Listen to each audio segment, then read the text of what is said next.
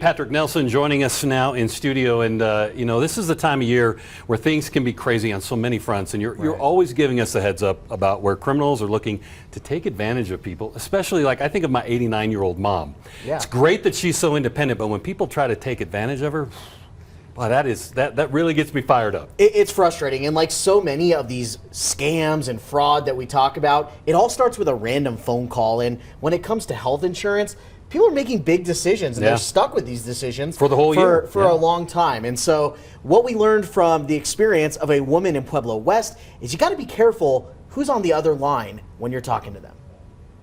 When he called and said, "This is Kaiser, this is Keith from Kaiser," so I thought it was. Shirley says she was waiting on a call to figure out her health insurance benefits, but it turns out this call was nothing but trouble. And they also lied to me and said that I was going to get a better cost on all my new policy information. Thinking she was talking to her actual health insurance provider, she spent a long time on the phone with people she didn't know, giving up sensitive information and medical details. He transferred me to one of his secretaries, and she took down the same information. Eventually, she felt something was off and called her health insurance provider directly to get some answers. I called Kaiser and they figured it out. They said that number that you gave us, that they gave you in the name,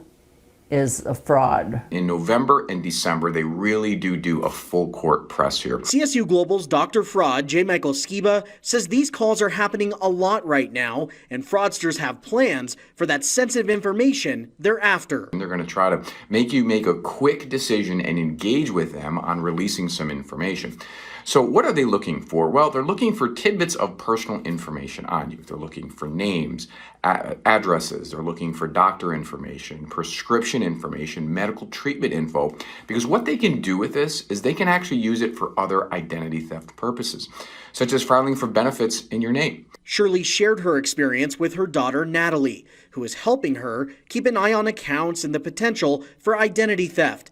Natalie says her mom did the right thing, asking for help. Don't be afraid to talk to your friends, and it's always, you don't want to say anything because it's like you feel shameful or you feel hurt, and don't feel that way. You know, it happens to everybody. Well, I'm doing this so that it may help other people realize that they're very vulnerable, especially this time of the year, and to be careful. So here are some red flags to look for from the FTC that mean you should hang up if anyone calls you about health insurance. First, if they claim to be from the government and need money. If they say you need to pay for a new Medicare card. And if they're trying to sell you a medical discount plan. And lastly, if they say they need sensitive information in exchange for a price quote. The bottom line is, don't let anyone pressure you. You don't have to give up information or pay anybody that you don't want to. Just hang up, talk to someone you trust. We have more information to help you out to identify these calls. If they're not above board, you can just find that information right now on our website, KOAA.com. We're going to have more News 5 Today after the break.